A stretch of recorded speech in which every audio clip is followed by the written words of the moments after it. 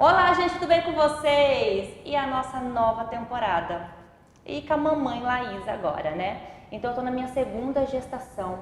E a gente vai trazer para essa nova temporada assuntos muito relevantes, que eu tive muita curiosidade, que amigas, né, do meu centro de amizade também tiveram muitas curiosidades e dúvidas. Então, não vai ser assuntos que vocês já imaginam que a gente vai conversar, não. Vai ser muita curiosidade e muita coisa legal.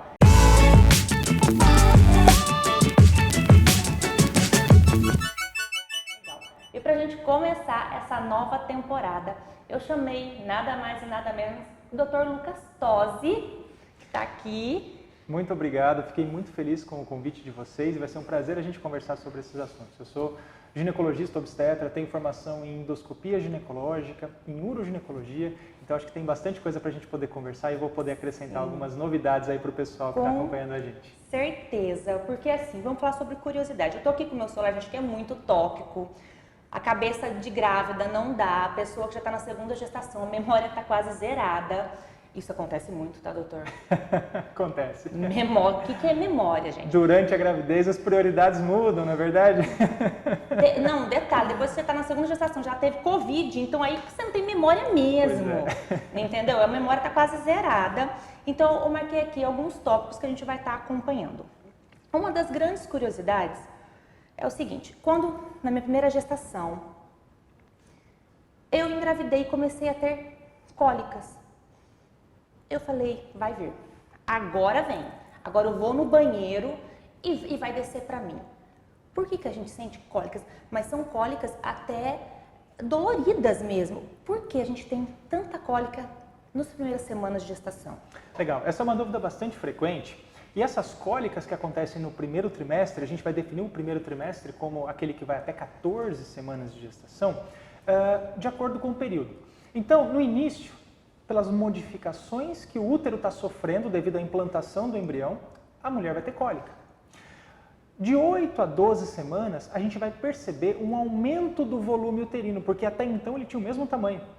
Nesse período, você também vai ter uma distensão dos ligamentos que fazem parte, né, da região uterina, e isso também pode gerar cólicas.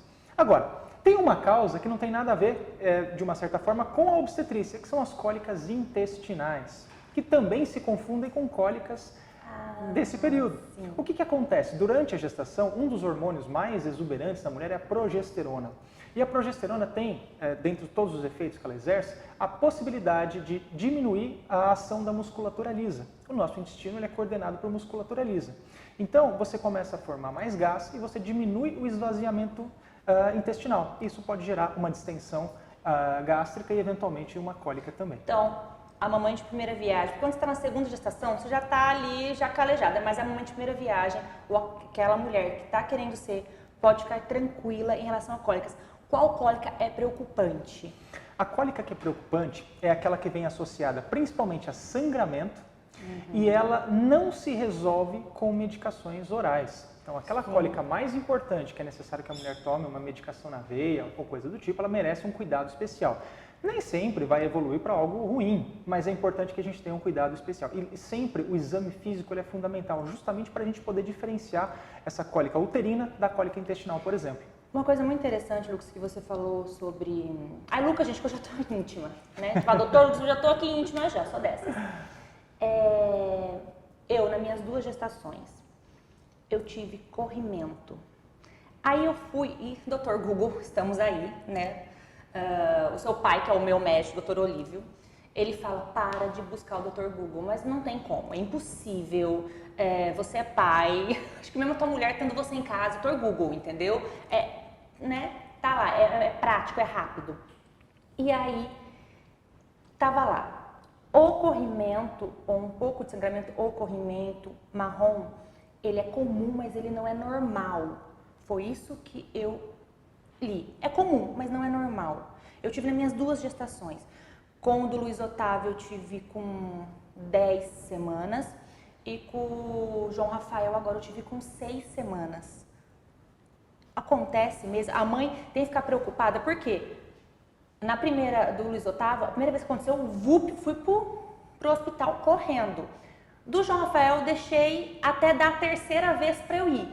Porque eu fiquei, mas aí da terceira vez, falei, no mesmo dia, falei, não, eu vou de novo. E aí? Perfeito. Bom, é importante a gente entender que existem corrimentos e secreções. O corrimento eu sempre associo à doença. A secreção é algo fisiológico. O que o seu corpo entende quando você está grávida? Que tem um bebê aí dentro, que daqui a algum tempo ele vai ter que nascer, o corpo não sabe que existe a cesárea, então ele vai lubrificar a região vaginal para que esse bebê possa literalmente escorregar ali para baixo. Tá. Agora, se o corrimento ou essa secreção coça ou tem cheiro, nós temos que ficar de olho, porque realmente pode se tratar de uma infecção vaginal, por bactérias ou por fungos, normalmente. Tá. Quando nós temos o sangramento, nenhum sangramento é normal. O único sangramento que é normal, Reis, é o sangramento que aparece na implantação do embrião, que é raríssimo de ser encontrado. Eu tive no do Luiz Otávio, eu lembro que anidação, né? Você lembra de anidação? Exatamente. Do meu dia fértil, dali uma semana falei, eu acho que vai adiantar. Exatamente. Veio um pouquinho, não veio mais, só dali uma semana, que aí era para ter vindo para mim e acabou não vindo, enfim. E do minha segunda gestação eu não tive, mas eu tive sangramento de Esse é anidação. o único sangramento normal. Agora, ele é muito pouco presenciado, é muito difícil ver porque a quantidade realmente é muito pequena e somente uma pequena minoria das mulheres tem isso daí. Tá. E geralmente acontece no 7º, 8º dia depois da implantação do embrião. Não é depois da fecundação, Tá. ok? Nem depois da relação, é na implantação do embrião. Então, esse sangramento seria normal. Todos os outros, eles não são normais. Agora, não ser normal não significa que vai evoluir para o abortamento. A gente tem que lembrar que durante a gestação, o colo do útero da mulher sofre algumas alterações e a gente tem uma certa fragilidade. Eventualmente, ela pode ter um sangramento de colo e não relacionado especificamente, né, com a gestação em si, não com uma área de descolamento ou qualquer coisa do tipo. Agora, todo sangramento ele merece um cuidado, sem dúvida nenhuma. Então, não espere a terceira vez. Então, você teve um corrimento já marrom, vá para o hospital, que é seria a melhor atitude? A melhor atitude é você ser avaliada pelo seu médico. Né? Seja no hospital, seja no consultório, mas uma avaliação é importante, sem dúvida. Legal. E aqui, agora a gente vai para as alterações que acontecem no corpo da mulher. Eu vou dar um exemplo meu, que o seio bem menor, a auréola era bem clarinha e depois, ali algumas semanas da primeira gestação, começou a ficar muito, muito escura, mas escura mesmo. Né? Um marrom muito escuro e muito grande. Até eu brinco, gente, com as minhas amigas. Eu falo, era uma azeitona, minha auréola virou uma pizza brotinho. Ela ficou gigante, mas gigante. E muitas mulheres não sabem que isso acontece. E na minha segunda gestação também está acontecendo isso, mas eu estou percebendo que agora começou a clarear um pouco do que da minha primeira gestação ficou escura até eu amamentar depois dos 3 meses. Agora, da minha segunda gestação, parece que não está tão escura igual da primeira. Eu conversei com uma amiga minha, ela está na terceira gestação. Ela da terceira gestação nem está escurecendo. Por que isso acontece? É diferente uma gravidez da outra? Sem dúvida, uma gravidez é sempre diferente da outra. Pode até ser igual, mas via de regra, a gente entende que existem vários pontos diferentes. Durante esse período, principalmente de 16, 18 semanas, a mulher começa a sofrer diversas alterações no próprio organismo. Uma modificação nas glândulas mamárias e ela começa a ter um volume maior mamário, um aporte maior de sangue. Então, não só o escurecimento da areola, mas também a gente começa a perceber aquelas veias que vão aparecendo, uma sensibilidade aumentada. Então, isso tudo vai aparecendo por volta de 16, 18, 20 semanas. Agora, durante a gestação, como a gente falou, existe a ação de um hormônio chamado progesterona. E uma das ações da progesterona não é só relaxar a musculatura lisa, mas também ela ativa com mais facilidade os hormônios melanotróficos, ativa a melatonina. É por isso que durante a gravidez nós percebemos manchas escuras no corpo, não só na areola. A areola é um dos pontos que fica mais escuro, mas nós temos a linha nigra, que é aquela linha escura que aparece Ela até o aparece umbigo. depois de quanto tempo? É relativo, depende Tá. muito de cada paciente, mas por volta de 20 semanas a gente começa a ver essa linha com mais nitidez. Tá. Algumas só com 30 semanas vai aparecer, Tá. pode ser mais escuro ou mais claro. E também não só essa linha negra, mas também as manchas na face, os melasmas ou os cloasmas gravídicos. Então, aquele solzinho que a gente toma e fica moreno e tal, é mais ou menos a mesma coisa, só que em umas regiões mais específicas, e a areola é uma delas. Então, são modificações que são feitas para te proteger. Uma areola maior, ela vai ter uma área de lubrificação maior, e já pensando na lubrificação, nós vemos aqueles pontinhos que aparecem em volta, que são chamados de tubérculos de Montgomery. Eles têm uma função de hidratação, de lubrificação. Tanto que quando a gente orienta a mulher a passar aquele hidratante na barriga para evitar estria, elas passam também nas mamas, a gente sempre orienta a não passar na areola. A areola já tem a lubrificação natural. Então, se você está aí com o seu creme, se você está passando, não precisa passar na areola. Ela já tem a proteção dela, já tem a lubrificação, então o seu corpo ele é bem inteligente para isso. Muito. E ela volta a clarear depois de quanto tempo? E voltar ao tamanho dela e a clarear? Isso é relativo, porque depende do quanto de estímulo foi dado durante a gestação. As tonalidades diferentes também dependem disso. Então, pode ter gestação que vai ficar muito escura, pode ter gestação que vai ficar menos. Pode ter pessoas que vão ter os cloasmas de uma forma muito intensa, pode ter gente que praticamente não vai ter nada. Então, vai depender muito do estímulo. Se você toma muito sol, você pode ter um estímulo maior, porque você está tendo mais ação da melatonina, e assim por diante. Mas é uma coisa muito relativa. A mesma coisa a fase de recuperação. Depende do tanto que foi estimulado e depende do organismo de cada pessoa, do quanto de hormônio cada pessoa produz. Entendi. E outro tópico muito interessante é relação sexual na gestação. Até quando? Quando pode? Quando não pode? Pela parte, da psicologia é muito importante pela questão que o bebê ele sente esse amor entre o pai e a mãe, essa relação é muito legal, mas até, Laís, é interessante até o último dia de gestação ou não, ou é interessante parar, ou tais situações isso não pode acontecer, porque muitas vezes o homem tem medo de machucar, Então a mulher fica insegura. Então, fala um pouquinho sobre isso, relação sexual na gestação. De uma forma mais simplista, a relação sexual ela nunca está contraindicada, exceto se tiver rotura de membranas, exceto se tiver um sangramento de causa não esclarecido. Então, aquela mulher que está num repouso por conta de uma ameaça de aborto ou que perdeu líquido, até ela ser avaliada, ela não vai ter relação naturalmente, Mas, de uma forma geral, ela não tem nenhuma restrição. A mulher pode ter relação à gestação inteira. Inclusive, o marido pode ejacular dentro. Não existe nenhuma contraindicação para isso. O que eu sempre lembro às pacientes é que, durante a gestação, a relação ela vai ser muito mais carinhosa do que intensa. Lembra que nós falamos que as células do colo podem ficar mais frágeis.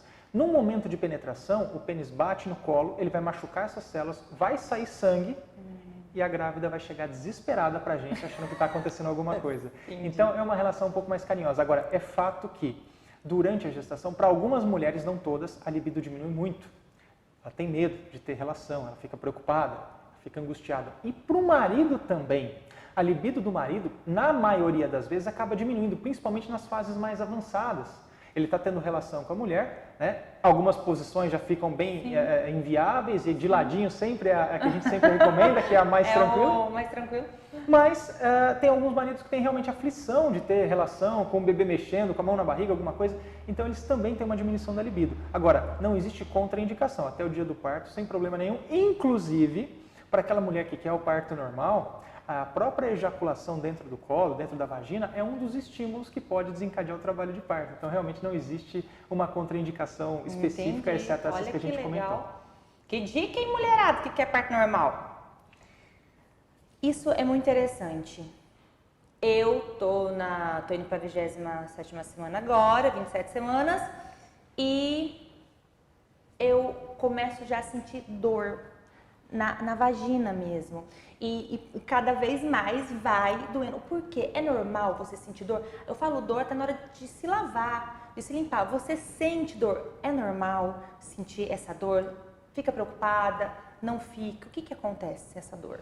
Essa dor mais localizada na região genital, ela pode ter diversas causas. A principal delas é o próprio acomodamento do bebê, não é o encaixe. O bebê só encaixa quando a mulher entra em trabalho de parto. Mas essa acomodação do bebê ali dentro pode trazer algum desconforto, bem como a posição que ele está lá dentro. Outra questão que é importante a gente lembrar é que durante a gestação, existe toda uma vascularização maior, mais intensa e uma inervação mais aumentada nessa região. E por isso a sensibilidade também fica aumentada. Mulheres que têm uma tranquilidade para ter relação sexual, por exemplo, nessa fase, que não tem medo, que não tem esse receio, elas tendem a ter orgasmos até mais intensos. Né? Então, isso daí pode acontecer com algumas mulheres. E uma coisa que a gente tem que lembrar são as contrações de treinamento. Esse período de 27, 28 semanas é o período que elas podem começar. Claro, algumas mulheres vão ter lá com 30, 32, 35, Sim. mas a partir de 28 isso é normal. E a contração de treinamento é uma contração que não é uma contração de trabalho de parto. Ela não vem de 5 em 5 minutos, não dura 40 segundos. Mas você tem algumas contrações em paredes aleatórias do útero, não é de cima para baixo, e isso também vai trazer algum desconforto. Seria quando que isso aconteceu muito com o Luiz Otávio agora, com o João Rafael, vira uma bolinha, fica dura a barriga, você fala, ai. Exato. Aí você respira, você vai passando a mão, fala, filho, pelo amor de Deus, fazendo, mas eu falo que ele vira bolinha, fica tranquilo. Essas seriam as contrações de treinamento. Exato. Contração de trabalho de parto. Não precisa ficar preocupado. Não. Contração de trabalho de parto, 5 em 5 minutos, regular. Cada uma dura 40 segundos. Isso é trabalho de parto. Tudo que não é isso é contração de treinamento. Agora, essa palavra que você falou, essa bolinha, é o que eu falo para as grávidas. Elas saem daqui e eu falo, você tem que saber hoje uma única coisa. Empelotamento da barriga. Que pode ser de um lado, pode ser do outro, pode ser em cima, pode ser embaixo, pode aparecer 3, 4 vezes no dia, pode ser que fique uma semana sem aparecer. Sim. Pode estar associado à cólica ou não. Então, é diferente da movimentação fetal e, ao mesmo tempo, não é uma contração de trabalho de parto. Então, isso acontece dessa maneira. Então, é muito importante para a gente não ficar preocupada. Algo muito interessante. Por que na gestação aparece muito hemorroidas nas mulheres? O que acontece? Legal. A questão da hemorroida é uma questão também fisiológica do organismo. A gente pensa da seguinte maneira, o sangue ele passa pelo coração, ele desce até a ponta do dedo do pé com muita facilidade. Ele desce por uma artéria. Mas para voltar, ele volta por uma veia. A veia não é muscular. Então o sangue já encontra uma resistência para voltar por conta da própria gravidade. À medida que a gestação vai evoluindo, você vai aumentando a pressão intraabdominal e você dificulta ainda mais esse retorno venoso. Se você tiver associado a isso um maior volume do corpo circulante, a mulher aumenta em até 50% o volume de líquidos no corpo e também o próprio ganho de peso, a gente tem uma resistência muito grande. O que acontece? Os vasos eles acabam cedendo, a veia ela é fraca, ela é calibrosa, mas ela é fraca, ela não aguenta, ela não consegue fazer a condução desse sangue de uma forma apropriada. Por conta disso, vasos que são mais vulneráveis acabam aumentando. Por isso que aparecem os vasinhos na perna e, eventualmente, hemorroida. Hemorroida nada mais é do que varizes. Seria isso? Exatamente, na região próxima do ânus. Entendi. Algo muito interessante que, na verdade, comigo e com a maioria das minhas amigas, de familiares, quando primeiro você tem seu filho, com muitas aconteceram isso. Dor na primeira vez ou na segunda vez após o nascimento do filho. Dor insuportável na relação sexual. O porquê acontece essa dor é algo, na maioria das mulheres, porque nas quais eu convivo, sim, que teve nenhuma que não sentiu essa dor, ou sentiu na primeira, ou na segunda, ou na terceira vez, e muitas das que eu converso, demora muito para voltar a ter libido. Demora 3 meses, 6 meses, 8 meses, chega 1 ano a voltar a ter relação com o marido. E dói muito, só depois que melhora. Por que isso acontece? E não é falado isso. Aí quando você vai ter relação, você fala, meu Deus, o que está acontecendo? Será que vai ser para sempre assim? O que acontece? Nós conversamos muito com as pacientes no período pós-parto sobre esses assuntos. Caso não tenha havido nenhum tipo de intercorrência no parto, seja normal, seja cesárea, depois de 40 dias a mulher já pode ter relação sexual. Agora, ela está passando por um processo de aprendizado, principalmente se foi a primeira gestação. Ela está passando por um processo de modificação hormonal. Então, a libido dela, por essas questões hormonais, vai estar bem reduzida. Outra coisa, a mulher é muito diferente do homem. Ela vai estar tendo relação, mas ela não vai estar pensando na relação, ela vai estar pensando no bebê. Ela vai estar pensando na fralda, se acabou, vai estar pensando se o bebê está com fome. No peito que está doendo, vazando. Então são vários estímulos que a mulher tem especificamente, que acabam diminuindo a libido dela, o desejo sexual. Consequentemente, se ela tem uma diminuição, além da ação hormonal natural desse período por conta do aumento da prolactina, o hormônio do leite, né, ela vai ter uma diminuição da lubrificação, também uma diminuição da libido. Então, é natural nesse período que haja essa questão. Agora, pode durar por bastante tempo? Pode. Mas é importante que a gente oriente, que a gente converse bastante, e eu sempre brinco, abusa dos lubrificantes. Porque ter dor na relação sexual não é legal e se você tem dor numa relação, você não quer ter a próxima, porque você vai lembrar da dor. Esses estímulos negativos, eles se mantêm em um ciclo. E a questão do tempo? Olha, Laís, até tanto tempo se encaixa em um padrão. A partir de quanto tempo a mulher pode começar a falar, poxa, por quê? Eu já vi casos né, que a gente vê na televisão de casais que a mulher demorou 1 ano e meio e não teve vontade mais de voltar para a relação de homem e mulher, onde acabou se separando. Qual o momento que, tenho ali que conversar seriamente com o meu médico ou procurar uma ajuda psicológica? Qual é o momento ali? Você fala, até aí tá certo. A partir desse 6 meses, 1 ano, qual é o tempo máximo para essa libido? É difícil a gente determinar um período. Tá. O que é importante é você avaliar o desconforto do casal. Então, a partir do momento que a mulher fala, eu quero ter relação, mas eu não tenho libido, esse já é o momento.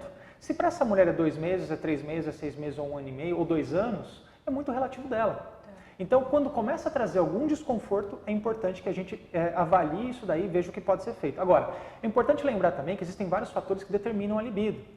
Como que esse marido, ele trata a esposa? Ele trata bem, ele faz os carinhos que ela gosta. Então, essa abertura no relacionamento, ela é muito saudável. Ajuda com a cria? Ajuda em casa? Exatamente, perfeito. Né? Esse apoio que vem dos pais, ele não é só com relação aos cuidados para manter uma casa, por exemplo. Os cuidados para com o filho também, com a filha. Tudo isso faz parte. E quando a mãe percebe também que o pai está interagindo, ela também se sente orgulhosa, ela se sente bem, ela consegue descansar mais. Uma mulher que está cansada não quer ter relação sexual, diferente do homem. Então, são bichos diferentes e a gente tem que entender essas diferenças. Mas, via de regra, começou a trazer algum desconforto para o casal, é a hora que a gente vai começar a intervir. E mesmo depois que a mulher volta a ter relação, parece que o seio é algo que ela quer proteger. Né? Então, você está na relação, mas parece que aqui não toca, aqui é do meu filho, né? Aqui não, por enquanto não. É normal esse instinto? Não toca, porque aqui é o alimento do meu filho, ou independente se a mulher também não está dando de mamar, mas seria isso mesmo ou... Existe a própria questão do aleitamento, né? A mulher, ela cria esses vínculos. Tem muitas mulheres hoje que quando você tira o útero dela, você traz um problema psicológico, porque ela não se sente mais mulher por ter tirado aquele órgão, mesmo que ela não veja. Então, existe sim essas associações, né? Agora, a sensibilidade mamária costuma aumentar muito. Isso é uma coisa que pode ser muito ruim, porque a mama sensível, alguns estímulos podem ser bastante dolorosos, mas ao mesmo tempo pode ser muito prazeroso. Porque tudo aquilo que é sensível, se você estimular de forma correta, vai ser legal, vai ser bacana. Então, muitas mulheres que não tinham uma sensibilidade tão relevante durante o período não gestacional, depois do parto elas começam a ter uma sensibilidade maior. Isso até por um processo de excitação, aquela preliminar ali, pode funcionar como uma boa ferramenta. Então, lembrem dessa dica que ela é bastante importante. Na hora da amamentação, por quê? Eu vou falar no meu termo simples, nós sentimos beliscões no útero. Você está dando de mamar e você sente, e não é cólica, parece que está repuxando. Você fala, ai, por que isso acontece? Na hora da amamentação ocorrem esses beliscões. Durante a amamentação, nós temos a participação principalmente de 2 hormônios. A prolactina, que é o hormônio que de fato produz leite, e um hormônio chamado ocitocina, que é o hormônio que participa da ejeção do leite, da saída do leite. Agora, essa ocitocina, ela atua em outras situações. Por exemplo, quando uma mulher tem uma notícia boa, quando ela come alguma coisa gostosa, quando ela está tendo uma relação sexual e tem um orgasmo, ela libera ocitocina. Quando essa mulher está em trabalho de parto, ela libera ocitocina. É o hormônio do trabalho de parto. É o hormônio que promove as contrações uterinas. E qual a importância disso na amamentação? Quando você amamenta, o bebê suga e ele estimula a produção de ocitocina. Para que essa ocitocina serve? Para fazer o seu útero contrair e evitar que você tenha uma hemorragia pós-parto. Então é um processo totalmente fisiológico e natural, visando a proteção da mãe. Por isso que a gente preconiza a amamentação logo na primeira hora. Porque é uma forma natural de fazer esse útero contrair, senão ele vai ficar sangrando e a mulher vai ter uma hemorragia. Então ele contrai, clampeia, bloqueia os vasos sanguíneos que estão ali e faz com que a mulher tenha realmente um controle do sangramento. É perfeito. Como que o corpo é perfeito. Absolutamente. É lindo. Agora, para a gente poder estar finalizando aqui a nossa entrevista, algo muito interessante que eu acho. Qual é a diferença do baby blues que as pessoas falam para a depressão pós-parto? Qual é o preocupante? A diferença do baby blues para a depressão pós-parto, basicamente, é a intensidade dos sintomas e principalmente o período. O baby blues ele pode durar até 12 semanas, mas via de regra, em 15 dias ele se resolve, sozinho, sem a necessidade de nenhuma medicação. O que é esse baby blues? É uma oscilação de hormônios que a mulher tem logo depois do parto, então ela estava com os hormônios lá em cima, agora os hormônios estão lá embaixo. É quase como se fosse uma TPM, só que muito mais intensa. Que ela vai oscilar com períodos de felicidade, de às vezes sofrimento, de tristeza, mas são leves. E você tendo uma boa rede de apoio, já ajuda bastante nesse controle. Sim. Já a depressão pós-parto é uma intensificação muito exagerada, muito exacerbada desses sintomas e que pode persistir por muitos anos. A gente percebe sintomas como, por exemplo, depressões severas, literalmente falando, a rejeição até do bebê às vezes, o pensamento de suicídio. Então a gente percebe que são intensidades muito diferentes umas das outras. A frequência também é diferente. 80% mais ou menos das mulheres vai ter um baby blues, vai ter um blues puerperal. Tá. Né? Já a depressão pós-parto eu estou falando de casos muito mais raros, muito menos intensos. Agora, uma coisa que é legal é que a gente percebe que se há uma oscilação de hormônios e o organismo responde a isso, aquela mulher que tem uma TPM muito intensa, por exemplo, né, durante o período não gestacional, naturalmente, se ela responde muito a isso e tem uma labilidade emocional importante, ela tem uma tendência um pouco maior também de ter isso no pós-parto. Então ela tem uma chance de ter esse baby blues mais intensos, né, do que de fato uma outra pessoa que tem uma TPM tranquilinha, que não tem essas oscilações hormonais. Mas basicamente o período, são 15 dias aí de baby blues. Depressão pós-parto eu estou pensando em sintomas muito mais graves e por muito mais tempo. Tá. E agora só uma dica que eu achei muito interessante quando a gente começou a conversar aqui, antes da gente começar a gravar. A gente comentou sobre a questão de filhos e tal, e aí a gente comentou, quando o casal ele não quer mais ter filhos, o que é mais fácil? A mulher passar pela cirurgia de não poder mais gerar ou o homem? Porque tem muito preconceito sobre a vasectomia, sobre, eu vou broxar, vou perder totalmente, vou ficar impotente. Gostaria que você falasse para a gente terminar, dar essa dica, o que é mais fácil, o que é viável, o que é legal. Perfeito. Essa é uma pergunta muito interessante, porque quando a gente fala de vasectomia e laqueadura, a gente está falando de métodos irreversíveis. Existe reversão, Laís? Existe. Mas elas não são recomendadas. Para vasectomia ainda vai. Para laqueadura existe reversão, mas ela não é indicada, não é realizada, porque os riscos são totalmente desnecessários. Então, na minha opinião, como especialista, eu prefiro os métodos reversíveis. E a gente tem vários métodos, como por exemplo, o DIU, com hormônio ou sem hormônio, que a mulher pode usar logo depois do parto, não tem problema na amamentação. O implante no braço, a injeção de 3 em 3 meses, o comprimido contínuo. Então, são vários métodos que nós temos que são totalmente reversíveis. De repente, essa mulher baixa o espírito nela ali, ela quer mais um, pronto, ela já vai lá, tira o DIU, ela volta a ser fértil imediatamente. Okay. Agora, quando eu penso em métodos irreversíveis, a laqueadura, qual que é a política hoje? Ou a mulher tem que ter 25 anos, ou 2 filhos vivos. Então, se ela tem 17 anos e já tem 2 filhos, pela lei ela pode. Se ela tem 25 anos, mas não tem nenhum filho, pela lei ela pode. É claro que ela não vai achar nenhum profissional em sã consciência que vai fazer, porque a chance de arrependimento é muito grande. Né? Mas existe essa política e é bem regulamentado justamente por ser irreversível. Agora, quando a gente compara os benefícios da laqueadura e da vasectomia, sem dúvida nenhuma, a vasectomia é muito menos agressiva, por vários motivos. O homem ele entra andando, ele sai andando. Ele não precisa de internação, a anestesia é local, ele não precisa de jejum, dali 1 a 2 semanas ele está absolutamente normal, não tem absolutamente nenhuma interferência na questão sexual para o homem, seja com relação à rigidez do pênis, seja com relação ao orgasmo. Você vê um homem ejaculando que fez vasectomia e um homem ejaculando que não fez vasectomia, você não consegue diferenciar. É exatamente a mesma coisa. Quem fez só não vai ter espermatozoide no líquido seminal, mas vai ter a mesma ejaculação exatamente do mesmo jeito. Por conta desses detalhes, quando a gente pensa em cirurgias irreversíveis, métodos irreversíveis para não ter mais filhos, eu penso que a vasectomia seja superior por conta disso. Lógico, a mulher já vai fazer uma cesárea e tal, ok, mas isso implica em algumas alterações hormonais que podem cursar, como por exemplo a alteração do volume menstrual, da frequência menstrual e assim por diante. Então, considerando todos esses pontos e considerando métodos irreversíveis, eu penso que a vasectomia seja mais adequada. A questão da libido também não tem nada a ver, o Não homem vai interfere em continuar. absolutamente nada. A única questão é, no ejaculado desse homem não vai ter espermatozoide, não muda mais nada. Pronto. Gente, fica a dica, né? O que eu vou falar? Muito obrigada, eu acho que ajudou muito, muito, muito as mamães, acho que os papais também, que gesta também com a mulher, que eu acho que isso é muito importante. Obrigada pela sua atenção, por ajudar a gente. E quer deixar ao final alguma dica que talvez eu não tenha perguntado, alguma coisa, ou algo que você queira finalizar a nossa entrevista? Foi muito prazeroso ter vocês aqui, espero ter elucidado algumas dúvidas e dado algumas dicas legais. Fiquei muito feliz com esse convite e estou de portas abertas aqui para receber vocês sempre. O Instituto Tose está sempre aqui. Para vocês que estão acompanhando a gente, eu acho que a maior dica que eu posso dar é façam um pré-natal direitinho, com um médico de confiança de vocês e tirem todas as suas dúvidas. Levem o caderninho com as perguntas para não ter perigo de vocês esquecerem e esclareçam.